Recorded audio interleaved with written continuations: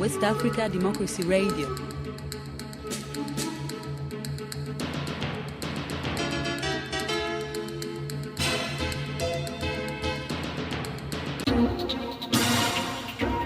WADR, promoting dialogue. Good afternoon and many thanks for staying tuned to West Africa Democracy Radio, broadcasting on 94.9 FM and around the world on WADR.org. Welcome to NewsLink. Here are the top stories. Former Nigerian President Muhammadu Isufu welcomes ECOWAS military intervention in Niger to restore constitutional order. The Chief of Staff of the Nigerian Army, General Musa, urges the safety of Nigerians as ECOWAS strategizes to end the coup in Niamey. We know democracy is what we stand for, democracy is what we encourage, and democracy is what is good. So we must, as we sit here today, be able to bring everything to the table to see how best we can get a solution to the problem ahead. Senegalese opposition leader Ousmane Sonko regains consciousness after its emergency evacuation to a hospital on Thursday.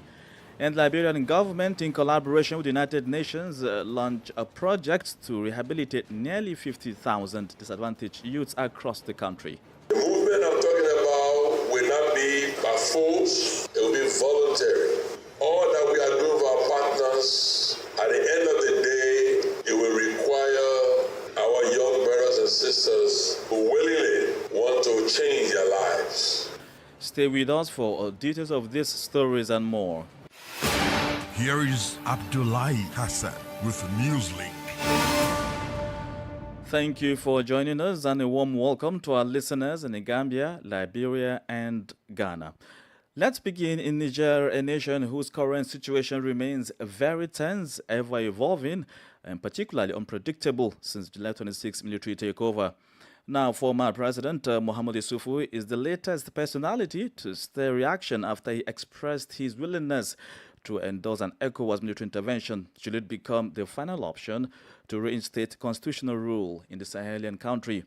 In an interview with Jeune Afrique, the former head of state voices his support for the reinstatement of President Mohamed Bazoum. His remarks also come as many institutions, political and security analysts and civil society organizations, among others, await the outcome of the Accra Defense meeting of the organization of the ECOWAS standby force. Here is Tawfiq Abdel Nasser. Amid persistent rumors of his proximity to the leader of the ruling military faction, former Nigerian President Muhammadu Isufu has broken his silence since the coup. Expressing his sentiments for the first time, the ex-president conveyed his astonishment upon learning about the military coup, particularly given his familiarity with General Chani, who currently leads the ruling military administration. General Chani had served as the head of the Presidential Guard during Isufu's presidency. In the early stages of the coup, Muhammadu Isufu engaged in mediation with the military. He has now issued a call for the release and reinstatement of his successor, Mohamed Bazoum. The former president recounted the challenging negotiations he conducted with the ruling military and expressed a hopeful outlook for a peaceful resolution to the crisis. Isufu highlighted that he maintained regular exchanges of ideas with the ousted President Bazoum, emphasizing their friendship. He underscored that aligning himself with those who orchestrated his overthrow would be against his own interest. Moreover, Muhammadu Isufu voiced his support for the economic community of West African state in its pursuit of a diplomatic solution to the crisis in Niger. He also acknowledged the potential for military intervention as a last resort. Currently, Muhammadu Isufu is free to move within the confines of his residence, where he resides with his family. His son, Sani Isufu, who serves as the Minister of Oil, has been placed under house arrest alongside several other former cabinet members. Tawfiq Abdel Nasser reporting there. Meanwhile, Nigeria's military chief, General Christopher Gwabin Musa, has urged fellow chiefs of defense staff within the sub-region to prioritize the safety of Nigerians as they deliberate on operational strategies and the probable military intervention in Niger. General Musa, emphasizing the crucial democratic values and principles, called on his colleagues to take every measure to uphold peace and security within the ECOWAS sub-region. The Nigerian Army chief spoke during a gathering of military chiefs who convened in Accra upon the request of the ECOWAS Commission. We know democracy is what we stand for, democracy is what we encourage, and democracy is what is good. So we must, as we sit here today, be able to bring everything to the table to see how best we can get a solution to the problem ahead. We find ourselves gathered here under circumstances that none of us will have wished for. The coup d'etat in the Republic of Niger has been a source of great concern, not just for the ECOWAS, but for all who believe in the ideals of democracy, stability, and the rule of law. It is a poignant reminder of the challenges we face as a region and the urgent need to stand together in unity and solidarity. As we continue our deliberations today, I would like to remind us all that the purpose of our gathering is not simply to react to events, but to proactively chart a course that preserves peace, promotes stability, and upholds democratic principles across our region. We must remember that our collective actions today will shape the legacy we leave for future generations. The path that lies before us is not an easy one, but is a path that we must tread nonetheless, with courage and determination. As we grapple with the complexities of the situation in the Republic of Niger, let us not forget that at the heart of our discussions are the lives of millions of people who yearn for stability, peace, and progress. We must not allow the people of Niger to suffer needlessly. Our task as the Committee of Chiefs of Defense Staff of ECOWAS states is to ensure that our responses to this crisis are not driven by fear, but by the principles of justice, respect for human rights, and the unwavering commitment to the rule of law. Nigeria's military chief, General Christopher Gwabin Musa, speaking there. Away from Ghana, the host country of the second meeting of the ECOWAS Army Chiefs, the Nigerian Armed Forces, in a statement Thursday, said it has made remarkable advances in tackling the different shades of insecurity across the country. On different theaters of operations, nearly 100 individuals were apprehended for alleged involvement in terrorism. 6 armed smugglers alongside 3 kidnappers were arrested and 28 terrorists were neutralized. A total number of 82 victims were rescued during the operations. Major General Edward Buba, the Director of Defense Media Operations, briefed on the significant update during a bi-weekly conference held in Abuja. WDR's Usman Umar completes the story. During the briefing, Major General Edward Buba disclosed that the military's ongoing operations across all 6 geopolitical regions of the country have yielded positive outcomes in the past 2 weeks. Among their achievements, the troops effectively apprehended 7 individuals involved in oil theft, leading to a recovery of 108 weapons and 564 rounds of ammunition. In the first instance, troops conducting offensive operation entered into an ambush in Kudu General Area in Chiruru Local Government Area of Niger, and the firefight resulted in the death of 3 officers, 22 soldiers, while 7 were wounded in action. In line with their mission to counter extremist violence, the Nigerian Armed Forces strategically deployed troops nationwide. The defense chief reiterated the troops' unwavering commitment to safeguarding the nation's territorial integrity, emphasizing their preparedness to do so under any circumstances. Reflecting on a somber incident in Shiroro, Niger State, where some personnel of the Nigerian Air Force lost their lives, the spokesperson of Nigerian Air Force, Air Commodore Edward Gapquet, acknowledged that every action has consequential effects. Accidents in military operations are nothing for any military organization to be ashamed of. We're fighting an insurgency, and if anybody thinks insurgency is something that is tackled in such an easy way, then you should go back to the history books and find out how other nations have been facing the same problem. Expanding on the Shiruru incident, the Air Force spokesman cautioned against aligning with terrorists and propagating their materials, especially on social media platforms, as it can undermine the efforts of the Nigerian troops. For more than a decade, the Nigerian Armed Forces have been actively involved in internal operations against various threats, including terrorists in the northeast and bandits and kidnappers in the northwest and north-central regions. This commitment continues unabated. For NEWSLINK on West Africa Democracy Radio, Usman Umar reporting from Abuja. Fresh and breaking news all the time. Hear it first as the news breaks, only on West Africa Democracy Radio. NEWSLINK continues. Here in Senegal, opposition politician Ousmane Sonko, who was evacuated to a hospital Thursday due to his deteriorating health condition, has regained consciousness. Sonko, however, remains admitted at the intensive care unit of a private clinic known as a Principal, where doctors are monitoring his progress. Sonko, who began a hunger strike shortly after his arrest for inciting insurrection 3 weeks ago, is lately experiencing health challenges. Thursday's hospital visit by the opposition leader makes the second. Ousmane Sonko is facing 8 charges, including calling for insurrection, criminal conspiracy, and undermining state security, and hopes to regain his freedom by going on a hunger strike. Meanwhile, senior officials of his now dissolved political party, PASTEF, have continuously condemned his incarceration and vowed to seek his release. The Independent Electoral Commission of Côte d'Ivoire (CEI) warns that the electoral campaign before the hour is a source of invalidation of the candidacy. Ivorians are called to the polls on September 2, 2023 for the election of municipal and regional councillors.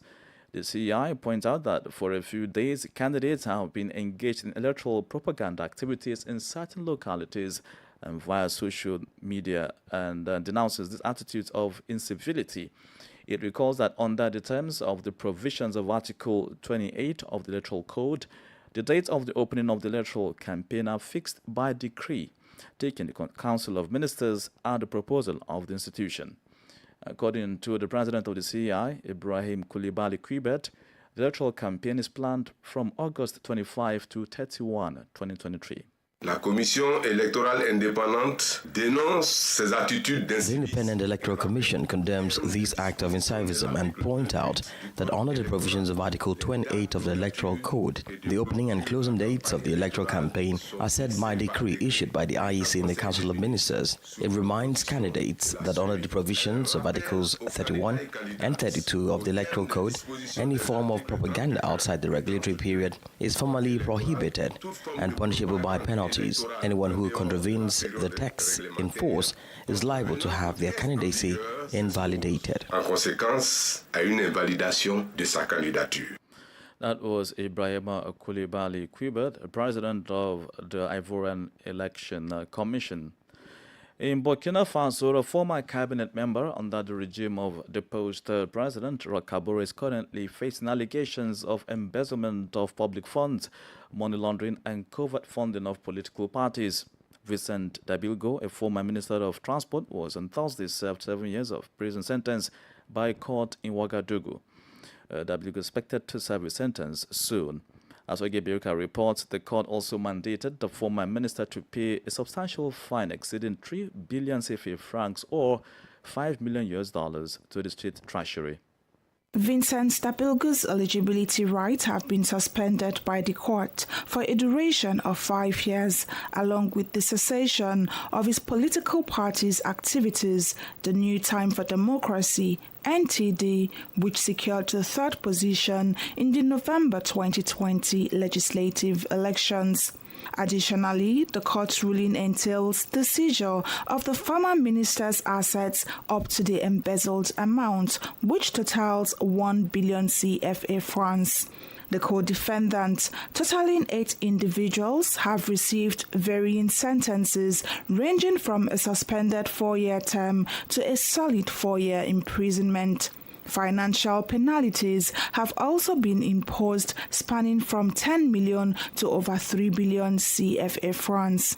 The collective responsibility of the defendants involves a joint payment of 1 billion CFA francs to the state and an additional 3 million CFA francs to the National Network for the Fight Against Corruption, parties involved in this legal matter.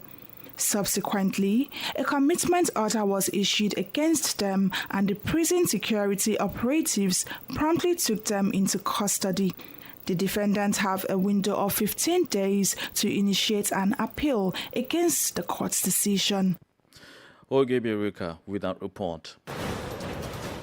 You are listening to NewsLink here on West Africa Democracy Radio, broadcasting on 94.9 FM. Here's a reminder of our top stories. Former Nigerian President Muhammadu Issoufou welcomes ECOWAS military intervention in Niger to restore constitutional order. The Chief of Staff of the Nigerian Army, General Musa, urges the safety of Nigerians as ECOWAS strategizes to end the coup in Niamey. And Senegalese opposition leader Ousmane Sonko regains consciousness after his emergency evacuation to a hospital on Thursday. Still ahead in the news, the Liberian government, in collaboration with the United Nations, launched a project to rehabilitate nearly 50,000 disadvantaged youths across the country. We also have the guest interview and sports update. Please stay with us. West Africa Democracy Radio. It's you speaking. Remember, we are streaming live on YouTube on WADR and online on WADR.org and via Facebook, West Africa Democracy Radio, English Service.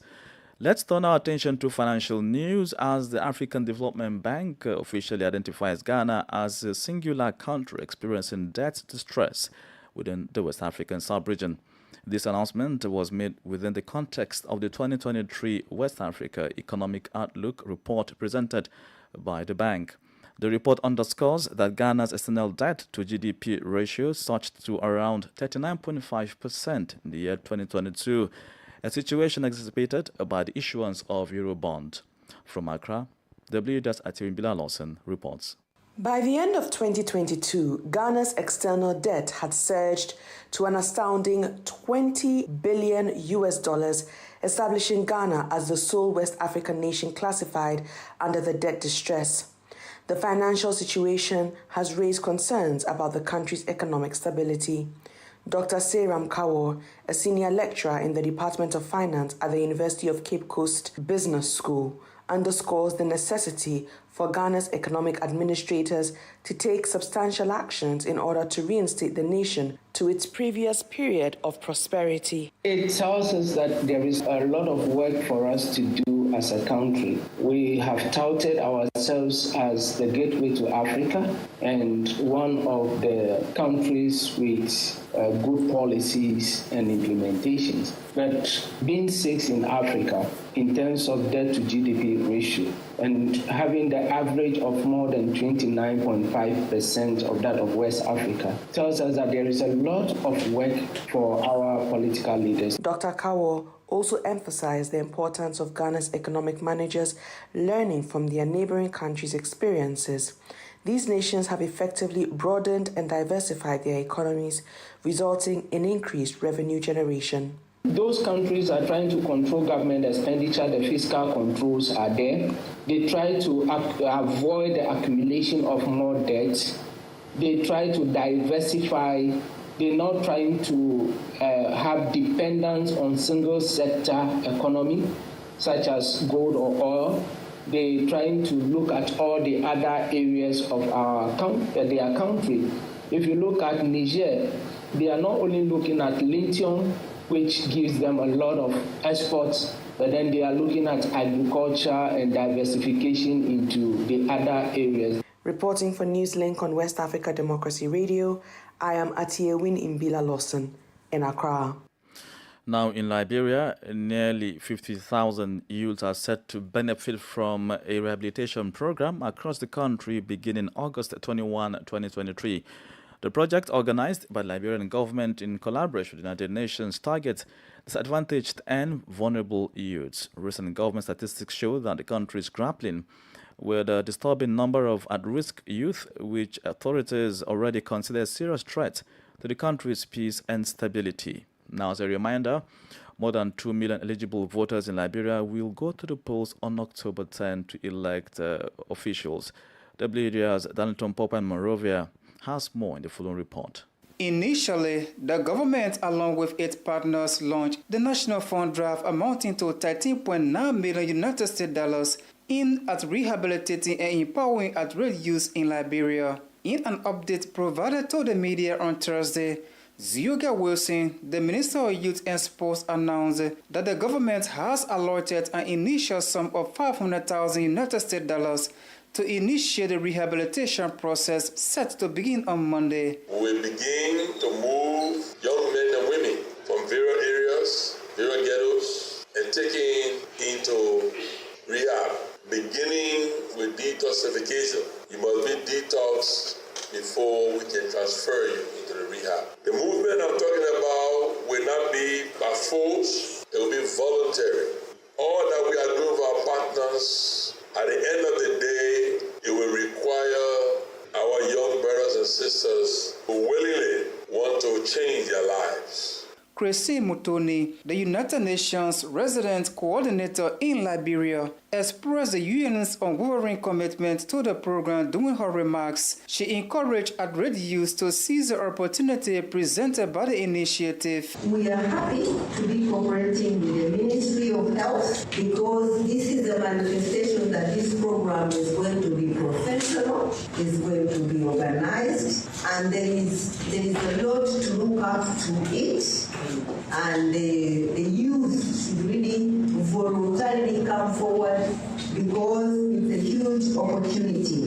The presence of us speaking to the media today is a manifestation of the importance of this program. The program's commencement coincides with the growing concerns over the unprecedented rise in the number of outraged youths across the nation. For NEWSLINK on West Africa Democracy Radio, I'm Darlington Pogba in Monrovia. Politics, analysis on major news, social matters, and all. This is A Guest.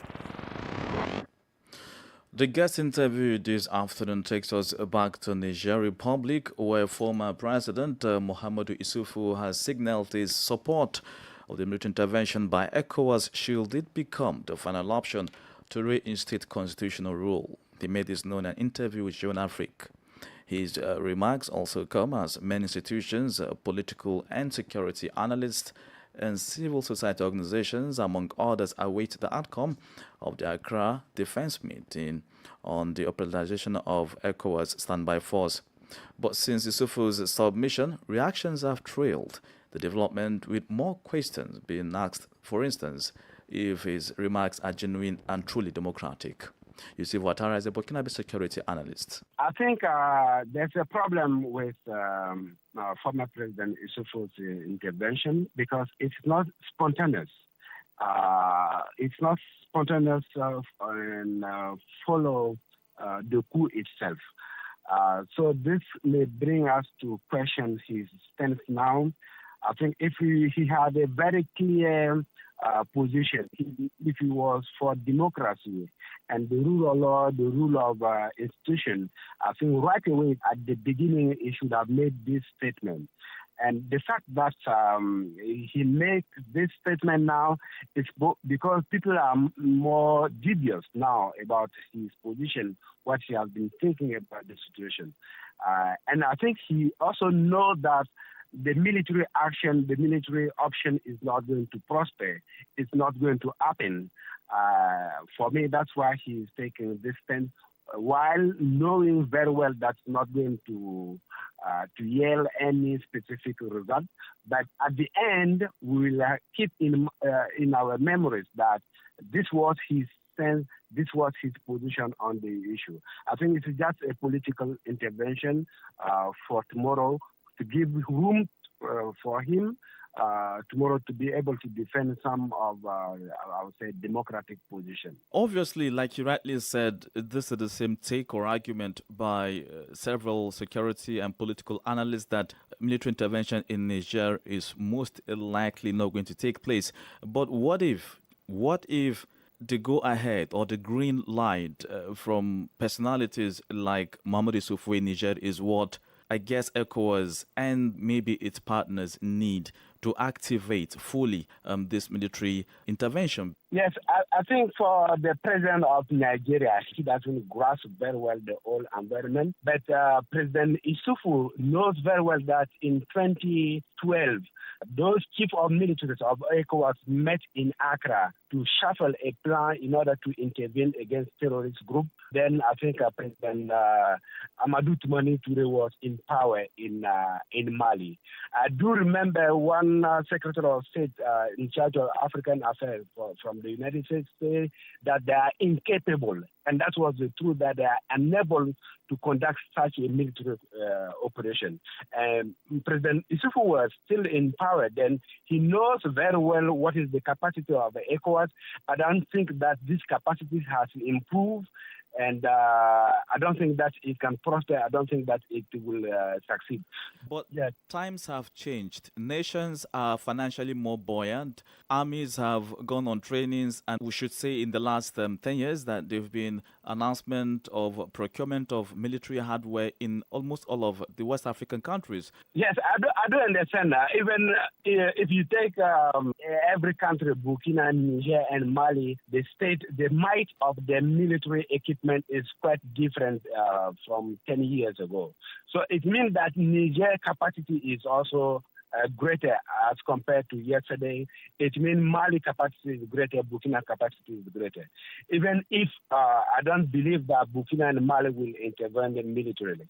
So, of course, ECOWAS has grown in terms of capacity, but as you know, the environment has changed too. The environment has changed, and the mindset of people have changed. The youth of Africans have changed, and most of the youth in West Africa, they think almost the same thing. So if you take the youth in Nigeria, you take the youth in Burkina, Mali, and Niger, they have the same thing. So the challenge for a military intervention is not just a military opposition, but there is this civilian and citizen engagement which can stop a military action much more than the military from Niger. Now, finally, just before I let you go, Mr. Ouattara, Burkina Faso, Mali, Niger have for over a decade now been involved in fight against insurgents. How concerned are people in Burkina Faso that any military intervention in Niger could further escalate an already deteriorating security and humanitarian crisis across the Sahel? Yeah, because the military action, it means that the main target will be military target in terms of equipment, in terms of human resources. And the Niger army is currently fighting strongly against the insurgents and all the terrorists. So if you target those means, it means that you are going to weaken Niger capacity to retaliate or to take on terrorists. And it also means that you are weakening the whole fight in the whole Liptako-Gourma area. And this can be a big problem to Burkina. Yusuf Ouattara is a Burkinabe security analyst. And in the world of sports, Nigerian 100-meter hurdles world record holder Toby Amuson has had her suspension lifted after she was found not to have broken anti-doping rules over missed tests. The 26-year-old was set to miss the World Athletics Championships in Budapest, which starts this weekend.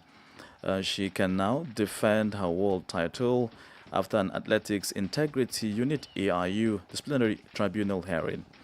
She had been accused of missing 3 doping tests. And with that, we've come to the end of this edition of NewsLink from West Africa Democracy Radio, broadcasting from Dakar, Senegal. Thank you for listening, and many thanks to our listeners in the Gambia via Hot 104.3 FM and Nuimi FM 94.0 Banjul, Veritas Radio 102.9, and in Liberia via Alternative Youth Radio 98.9 FM Lofa County. We also thank our listeners in Ghana on Radio Pod 95.1, Savannah region on Royals FM 104.7 Wenchi. Krista Mukedi has been on the console, and Mustafa Sek streaming on our social media platforms. Do interact with us on X, formerly Twitter, Instagram at WADR News, on Facebook, West Africa Democracy Radio English Service, and stream live anywhere, anytime on WADR.org. I'm Abdullahi Hassan. Good afternoon. News, talk, music. Get it all 24 hours on West Africa Democracy Radio 94.9 FM Dakar.